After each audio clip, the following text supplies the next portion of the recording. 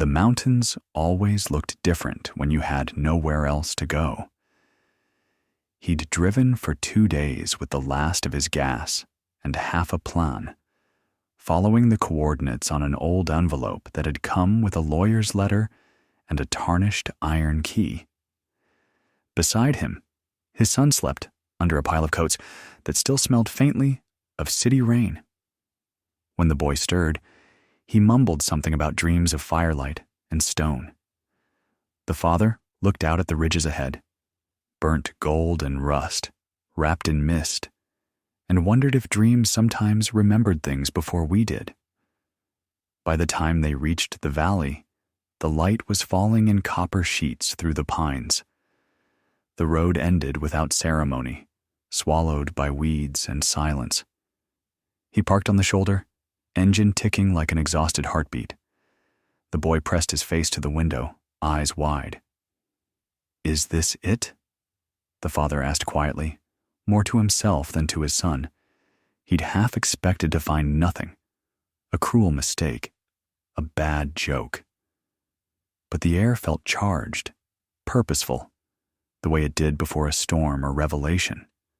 The mountains stood still, waiting, as if holding their breath for them.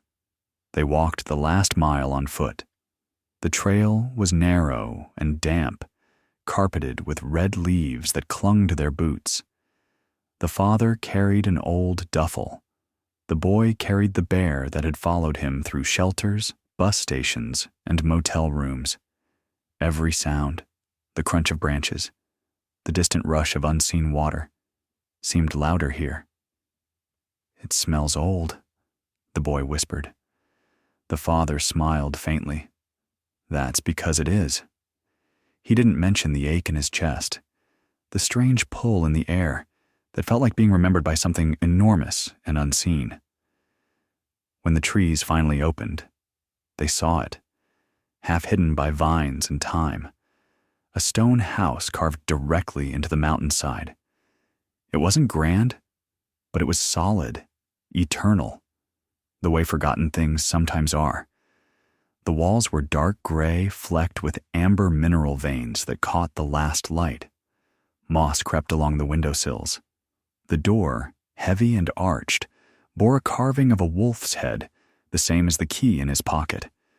The father exhaled slowly, gripping it. "He really built it," he whispered. The boy's hand found his. "So it's ours now?" He wasn't sure what ours meant anymore. For months, life had been borrowed. Borrowed time, borrowed space, borrowed food. But as the iron key turned and the lock released with a sound like stone breathing, something in him shifted. The door swung open to air that smelled of rain and cedar. Dust motes swirled in faint light, catching gold as if reluctant to settle. The boy's footsteps echoed, cautious, curious. The father stepped inside, the floor cool under his boots, the walls humming faintly as though they remembered voices. He felt both intruder and air at once, heart unsure which truth to believe. The room they entered was vast, built from interlocking slabs that fit with impossible precision. No mortar, no seams, just stone shaped to perfection. In the center stood a hearth of black slate, still filled with logs that looked freshly cut. He struck a match. The flame caught instantly, burning clean and smokeless, releasing heat that filled the room without glare. The boy held his hands close, face lighting with wonder. "It's warm already," he said softly. The father frowned, touching the wall. It was warm too. He withdrew his hand quickly. The stone pulsed once, almost like it had a heartbeat. They explored with cautious awe. The furniture was carved from the same stone, but polished smooth by time and care. Shelves lined the far wall, holding books that smelled faintly of pine resin and dust. The boy traced a title with his finger. "Your grandpa read a lot," he said. The father smiled sadly. He built a house out of rock. I guess he read enough to know how. Upstairs was a single bedroom with a cedar-framed bed, a quilt folded neatly on top, and a leather-bound journal resting where sunlight touched it through the cracked window. He sat on the edge of the bed and opened the journal. The handwriting was sharp, deliberate, and familiar in a way that made his throat tighten. Energy of stone, resonance through water veins. The mountain remembers its own structure.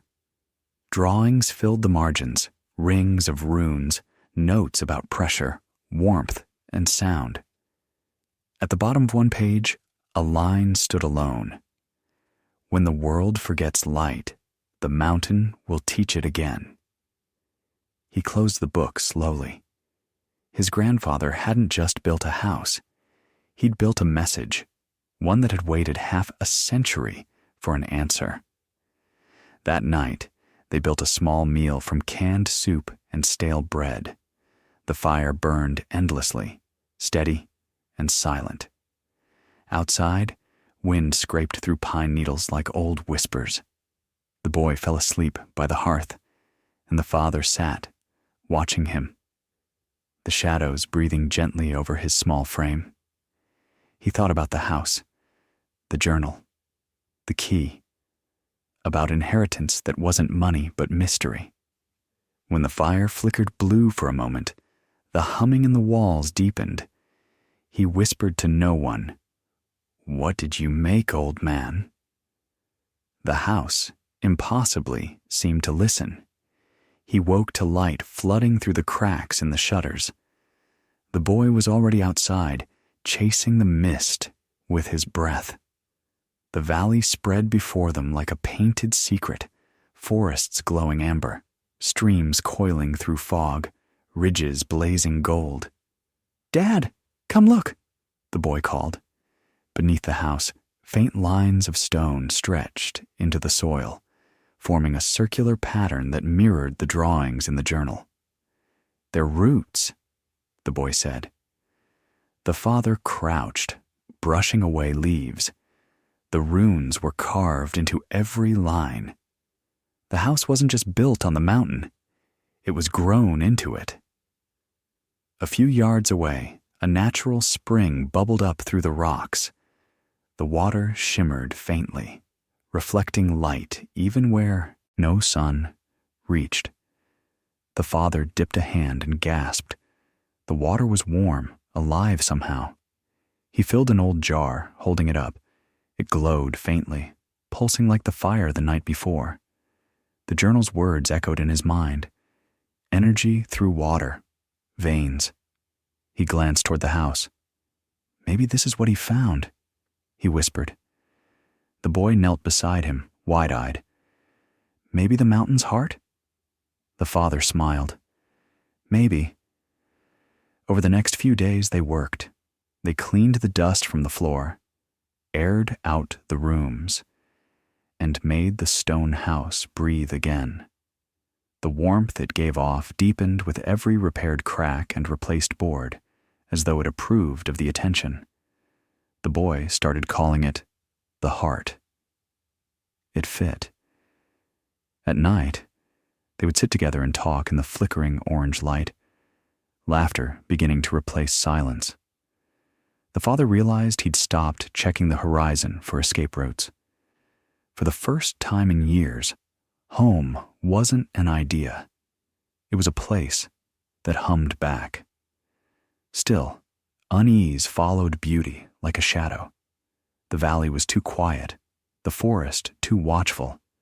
Sometimes, when he woke in the small hours, the humming in the walls turned to a rhythm that sounded almost like whispering. He told himself it was the wind, but when he pressed his hand against the stone, the warmth increased, as though the house recognized him. One night, while reading the journal by firelight, a folded paper slipped from between pages. It was a map.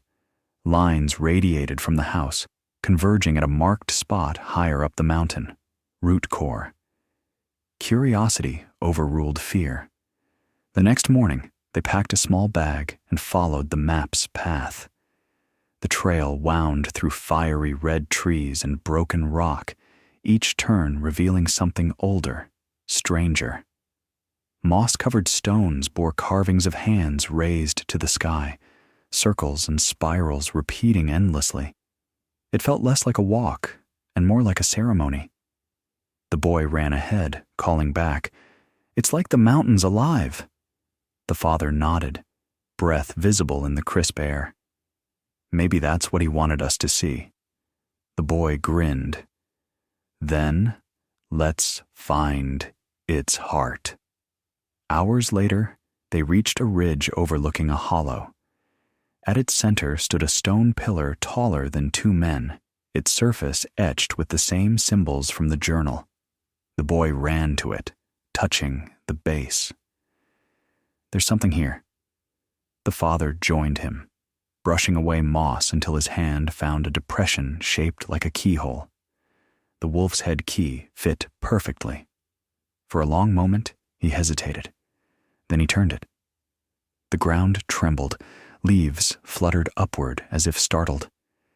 Somewhere deep beneath their feet, a low sound rose, ancient, resonant, almost human. A circular seam appeared around the pillar, light spilling from it like water. Slowly, the stone split open to reveal a spiral staircase descending into darkness. The boy gasped. "Dad, it's a door." The father exhaled, pulse quickening. "No, it's an invitation." He lit a lantern from his pack, the flame steady despite the draft that smelled of earth and time.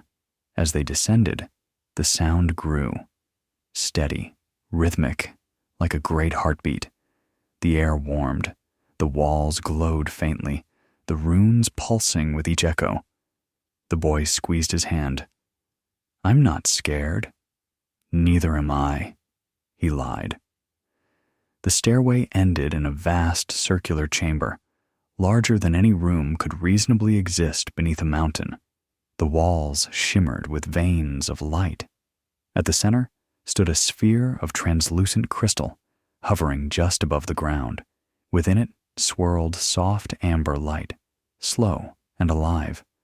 The father stepped closer, entranced. "It's beautiful," the boy whispered. The warmth touched their skin like sunlight through glass. He realized then that this was what his grandfather had guarded, an energy source, untouched and pure, drawn from the living mountain itself, a miracle buried under silence. He reached out. When his fingers brushed the sphere, a rush of memories flooded through him, not his own, but echoes of others.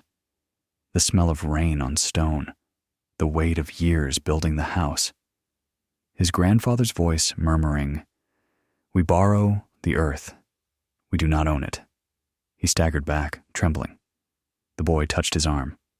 "Dad, are you okay?" He nodded, though tears blurred his sight. "Yeah," he said softly. "It's just, it remembers." The mountain pulsed, once, gently, like it understood. They stayed there for hours, mesmerized. The sphere dimmed and brightened like a living thing breathing. Around the walls, faint carvings told stories, people building homes, planting trees, tending fire, all beneath a symbol of light. He wanted people to learn from it, the boy said, not to take it. The father nodded slowly. Then we'll protect it. He knew that others would come once they learned what lay here. Scientists, businessmen, maybe worse. But this wasn't for them. It was for the quiet kind of hope that didn't ask for profit.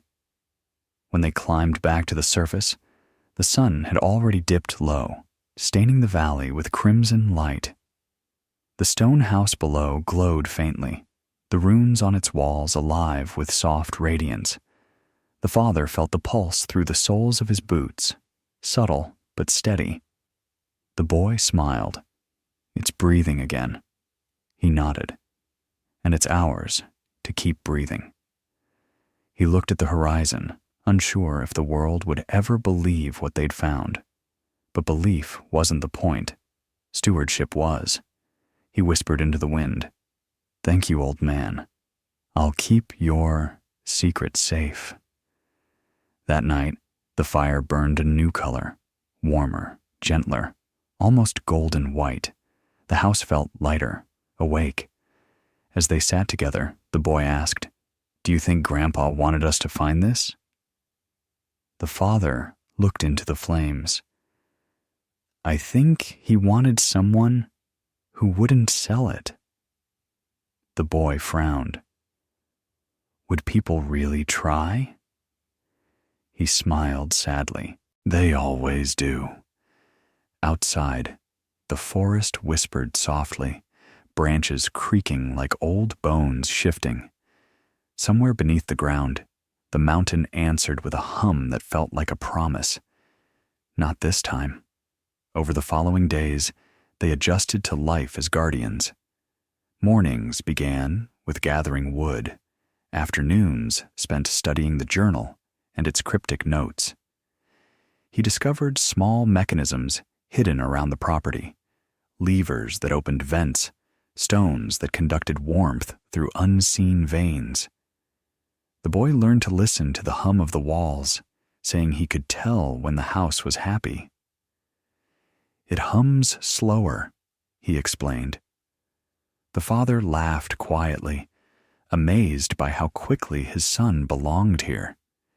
Maybe the mountain had been waiting for them both, all along. One afternoon, while exploring a narrow passage behind the hearth, he found a locked chest. The key fit again, unlocking a trove of blueprints, letters, and a small metal device shaped like a compass, but glowing faintly. Each letter bore his grandfather's meticulous handwriting. "The heart of the mountain is generous but jealous. Treat it like a friend, not a servant." The last page was addressed to him directly. "If you find this, you've already been chosen. Don't wake the world with greed. Wake it with grace." He folded the letter carefully, as though it might dissolve if mishandled. As autumn deepened, mist became their morning companion. The boy helped gather mushrooms, painted with ash on stones, and asked endless questions about how mountains could think. The father told him stories of his grandfather's stubbornness, how he'd once built a windmill by hand just to prove patience could outwork money. The boy listened wide-eyed. "Guess it runs in the family," he said. The father smiled. "Guess so." And in that moment, he realized the inheritance wasn't just the house or the secret. It was the courage to build something that mattered, even when no one was watching. The first snowfall came early. It blanketed the roof in white silence, but the house stayed warm. He'd almost forgotten what warmth without worry felt like. That night, they sat by the fire eating roasted chestnuts, the boy humming softly. Outside, the snow fell in slow spirals, each flake catching the lantern light before vanishing. "Dad," the boy said, "do you think it's magic?" The father looked around at the glowing walls, the steady hum beneath their feet. "Maybe," he said. "Or maybe it's just what happens when someone loves a place enough to listen." Days passed into a rhythm that felt ancient and new, all at once. The boy built small cairns in the yard. The father repaired the shutters, painted the door, and read aloud from the journal each evening. He learned more about resonance, about how vibration could transfer warmth without fuel. It wasn't science or sorcery. It was understanding. He didn't build a machine. He murmured one night. He built harmony. The boy nodded. Then we have to keep it singing. And the mountain, as if in agreement, released a long, low sigh that rattled the windows and soothed them both. But not all sounds in the mountains were kind. One evening, while fetching water, he saw headlights cutting through the mist. A truck, unfamiliar, stopping near the trailhead. Voices carried faintly. Men talking about rumors of lights, an inheritance, a hidden energy source. His stomach clenched. The world had found them sooner than he'd hoped. He hurried back inside, barred the door, and doused the firelight. "Dad?" the boy whispered. "Shh," he said softly. "The mountain needs quiet now." Outside, the voices drifted closer, then faded. The hum of the house deepened protectively, like a mother sheltering her child. When morning came, there was no sign of the intruders. Only tire tracks in the frost and a broken branch by the stream. The father walked the perimeter, hand on the key in his pocket. The boy followed, silent, solemn. "They'll come back," he said finally. The father nodded. "Maybe, but the mountain's smarter than they are." That night, he dreamed of his grandfather standing by the fire, whispering, "Keep the rhythm. Keep the faith." He woke with a single thought echoing through him. This wasn't just inheritance, it was guardianship. As days shortened and frost thickened, he began preparing for whatever came next. He reinforced the shutters, concealed the entrance to the chamber, and hid the journal in a hollow behind the hearth. The boy asked if they'd have to run again someday. "Not this time," he said. "We're staying." The boy smiled, small but certain. "Then it's home now?" He nodded. "Yeah, it finally is."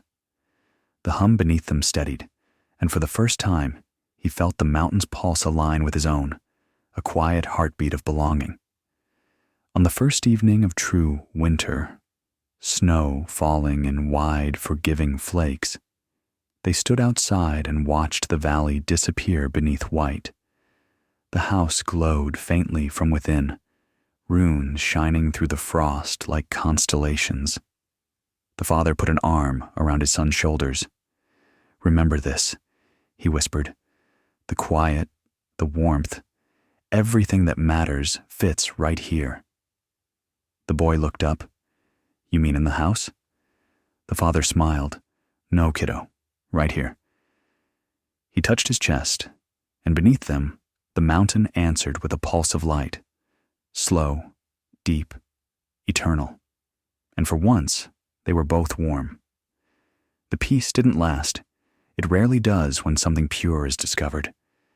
A week after the first snow, the boy spotted smoke curling from the valley below. Not from their chimney, but from a campfire too close to the ridge. That night, headlights flashed again in the distance. The father stood on the porch, cold air biting his lungs, listening to the crunch of distant boots. The world was moving closer, drawn by whispers of light, warmth, and miracles. The mountain, once a sanctuary, had become a beacon, and beacons always attract those who want to own the glow.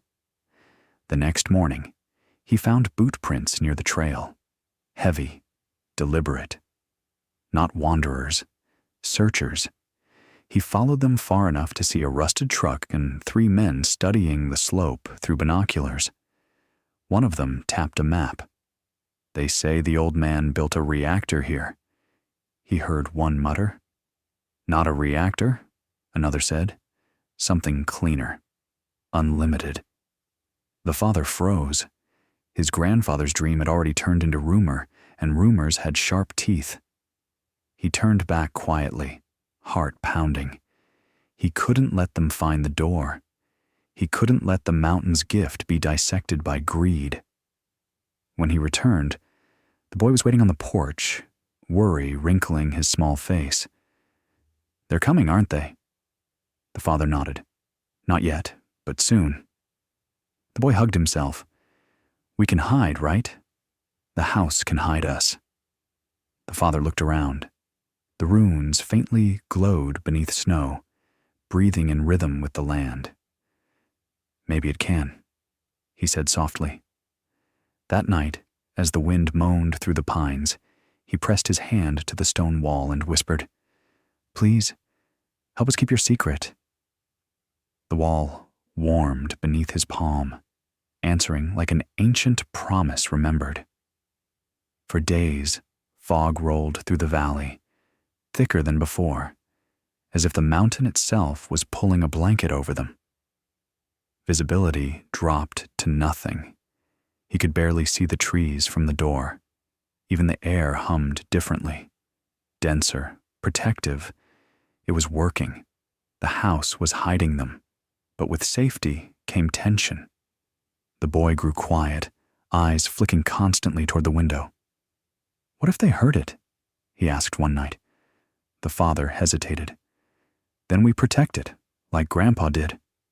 The boy nodded solemnly. "Together?" The father smiled. "Always." On the fifth night, the silence broke. Voices echoed faintly through the fog, men arguing, metal clanking. A light beam cut across the ridge, slicing through mist. The father doused their fire, heart hammering. The glow vanished. They sat in darkness, listening. The boy's hand trembled in his. The footsteps came closer, then stopped. One man cursed. "Compass is spinning like crazy." Another said, "Feels weird here, buzzing, like electricity." A pause, then retreating steps. The fog thickened, swallowing them whole. When quiet returned, the father exhaled shakily.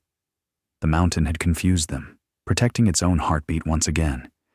The boy slept fitfully afterward, mumbling through dreams. At dawn, he woke crying softly.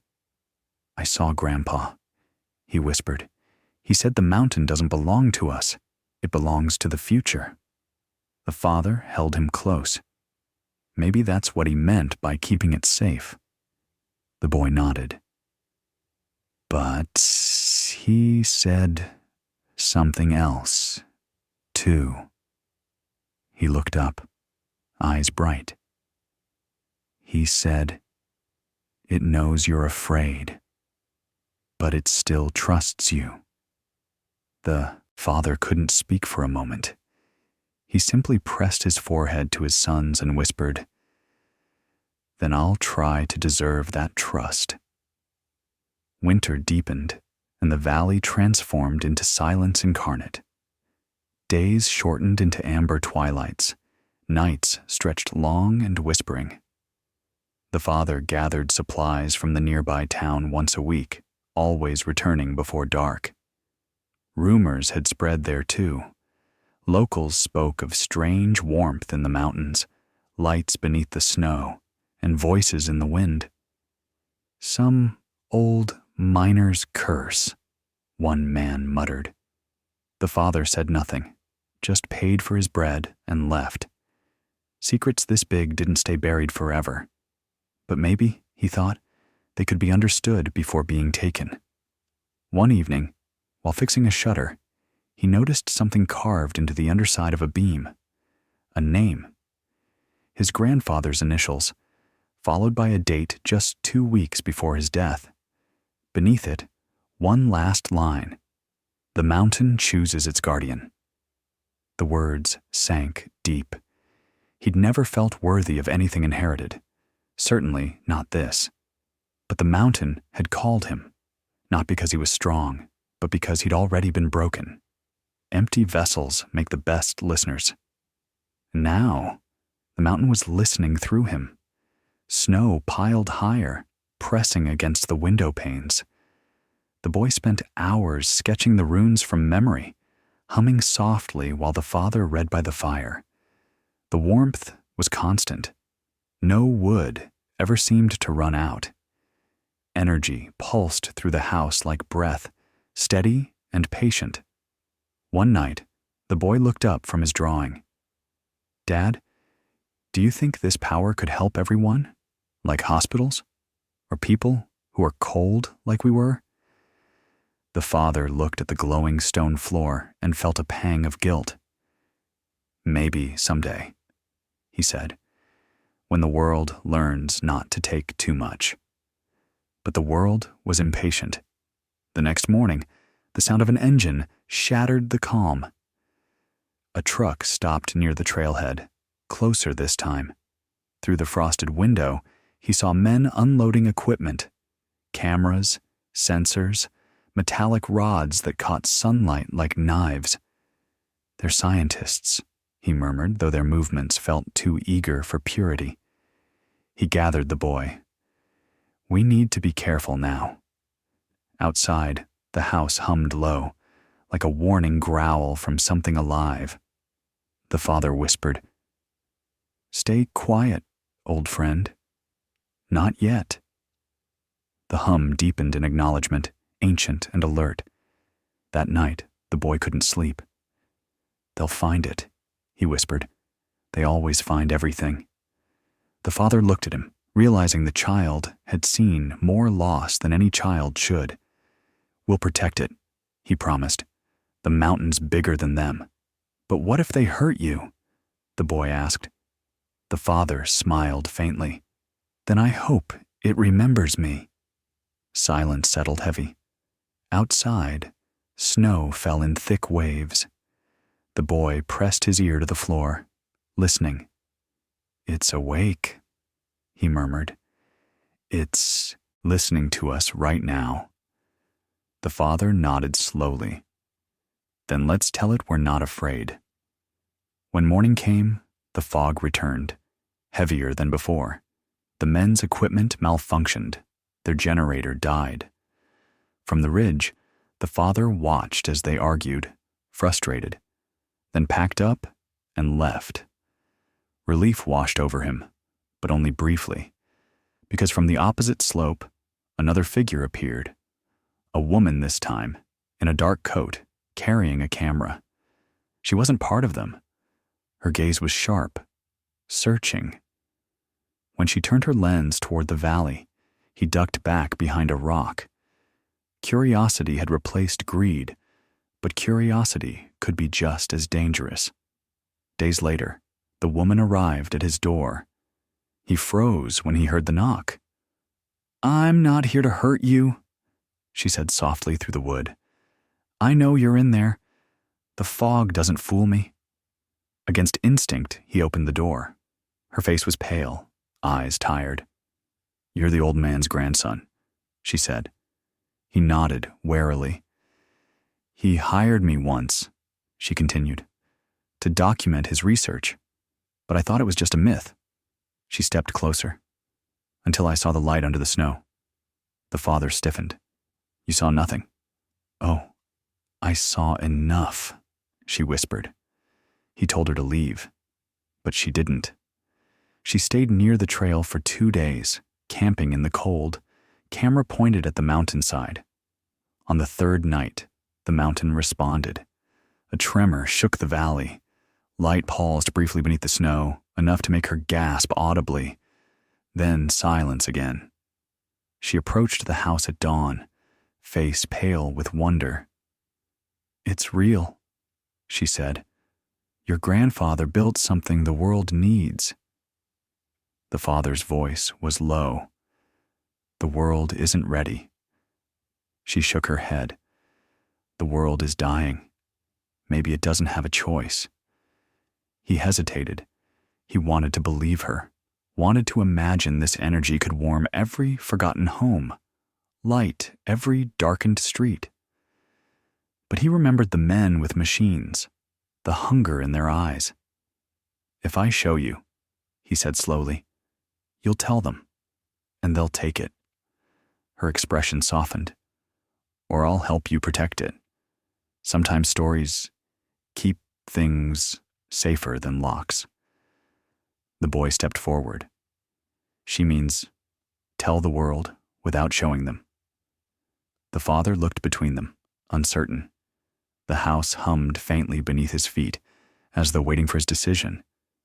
In the end, he led her inside. She froze at the warmth, at the glow of the walls. Her hand trembled over the stone.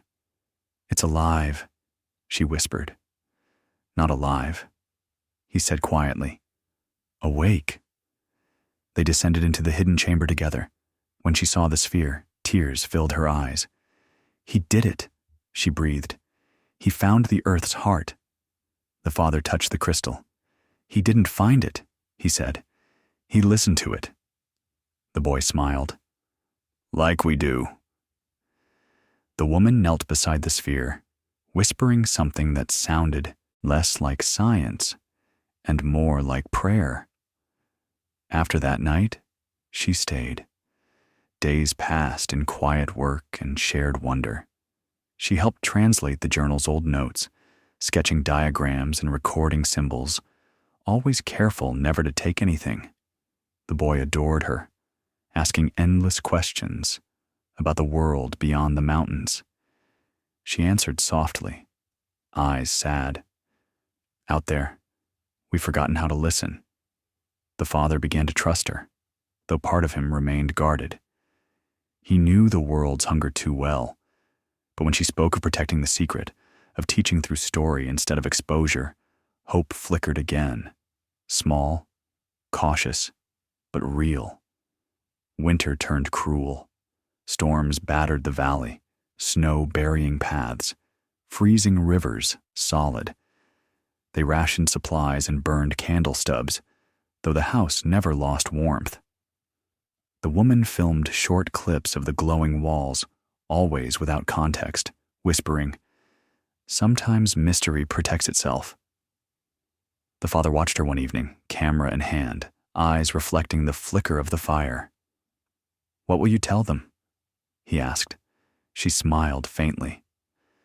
"That somewhere in the mountains, kindness learned how to glow." He looked away, moved by something he couldn't name. Outside, the wind howled like the mountain approving. Then one morning, the sound of engines shattered the stillness again. Louder, heavier, relentless. Trucks, many of them. He ran outside. The ridge smoked with exhaust. Someone had talked. The woman turned pale. "I know," he said, but it didn't matter. The world had found its way regardless. "Hide the boy," she whispered. "Hide the heart." He nodded. Together, they sealed the entrance to the chamber beneath stone and frost, whispering prayers neither believed, but both hoped would work. Then he turned to his son. "No matter what happens," he said, "remember, it's alive because we cared." By midday, men in black coats arrived at the porch. They carried scanners and hollow smiles. "You've been living on restricted land," one said. "There's evidence of geothermal activity here. We'll need to survey." The father stood firm. "This is private property." "Not for long," another replied. "The state claims discovery rights." They brushed past him toward the house. The air thickened instantly. The hum grew louder. The men paused. "What's that noise?" one asked. "The mountain," the father said. "It doesn't like you." And for the first time, he saw them hesitate. The woman stepped forward. "Leave," she warned. "You don't understand what's under your feet." They laughed.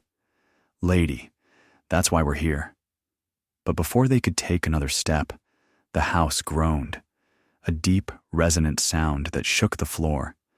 The walls glowed brighter, runes pulsing like veins of fire.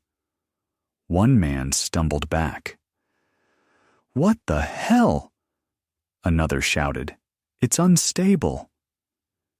"No," the father said softly. "It's defending itself."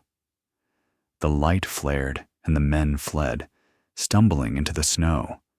When silence returned, the house dimmed again, sighing like a beast settling back to sleep. They knew it wouldn't hold forever. "They'll come back," the woman said quietly. "With more." The father nodded. "Then we'll be ready." Together, they began moving supplies deeper into the mountain, concealing paths, carving diversions. The boy helped without complaint, brave in ways too big for his age. "We're part of it now," he said proudly. "The guardians." The father smiled, tears pricking his eyes. "Yeah, kiddo. The guardians." That night, the stars broke through the clouds for the first time in weeks. It felt like the sky itself was acknowledging their vow. Days passed.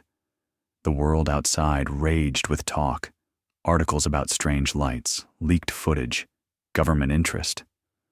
The woman's short videos had gone viral, stirring both wonder and fear, but none revealed the location. "They'll forget," she said. "The internet's attention is short." "And if they don't?" he asked. She smiled softly. "Then the mountain will teach them patience." Her faith in something unseen steadied him. For the first time, he believed maybe this secret wasn't doomed to be taken. Maybe it was meant to spread quietly, like warmth through stone. Spring came late. Snow melted reluctantly, rivers bursting free. The boy planted seeds near the porch, saying the earth deserved color again. Flowers bloomed small and stubborn through cracks in the stone. Life persisted. The woman decided to leave, to return to the world and spread her story safely. "You'll always have a place here, Mahari," the father said. She touched the doorframe. "I think it already has me." The boy hugged her tightly. "Don't forget to listen," he said. She smiled. "I won't." And then she was gone, footsteps fading into mist and memory. Time softened around them. The boy grew taller, his laughter echoing through the valley like birdsong. The house aged backward, cleaner, stronger. The hum never stopped but became comfort, an invisible lullaby. Sometimes at night, he'd sit by the fire and talk to his grandfather aloud. "You were right," he'd say. "Emptiness really does listen." The mountain answered with warmth beneath his feet. He began writing again, his own journal now, pages filled with sketches, memories, and one recurring sentence: "The mountain remembers what you give it." Years passed quietly. Outsiders came and went, but none stayed long. The fog always rose when danger approached, veiling the valley in secrecy. The boy, now a young man, learned the craft of the house, the rhythm of its hum, the language of its stones. One evening, he asked, "Do you ever wish we'd left?" The father looked into the fire. "Sometimes, but then I remember everything worth keeping takes roots, and roots don't run." The boy smiled. "Then I guess we're part of it now." "We always were," his father said. When the father's hair turned silver, the house began to hum softer, like it knew its keeper was aging. One morning, he awoke to find the boy gone to the ridge. There, his son stood watching the sunrise, the valley glowing below. "It's still breathing," the young man said. "All these years." The father nodded. "It'll keep breathing long after us." "Then we did it," his son said quietly. "We kept it safe." The father smiled, eyes glistening. "No, kid, it kept us safe." The wind carried that truth down into the valley like a blessing. That night, he dreamed of his grandfather again, standing by the sphere, smiling faintly. "You've done well," the voice said. "The heart is steady. The world will find it when it's ready." When he woke, dawn poured through the window like liquid gold. The hum of the mountain filled the room one last time, strong and sure. He felt peace, deep and undeniable, the kind that doesn't ask questions. He whispered, "Thank you," and the house replied in warmth that spread through every stone, as if the mountain itself was saying goodbye. When spring came again, his son buried the journal beneath the hearth, sealing it with a carved stone. He whispered, "For the next guardian." The house glowed once more, briefly, tenderly. Birds returned to the trees. Flowers crept up the path. The mountain slept, but lightly, always listening. And though the father's chair now sat empty, the house never dimmed. Its light stayed constant, gentle, alive. The hum of gratitude filled the air. Years later, travelers passing through the high ridge sometimes spoke of warmth in the wind, of nights when the valley glowed faintly under moonlight. They called it a miracle or superstition, depending on belief. But somewhere deep beneath the mountain, the heart still pulsed, steady as ever. And, in a small stone house built by a man who believed in listening, 2 legacies remained. One carved in rock, one carried in blood. The mountain breathed once more, quiet and eternal. And the story of how kindness survived, hidden in stone, guarded by love, became part of the earth itself.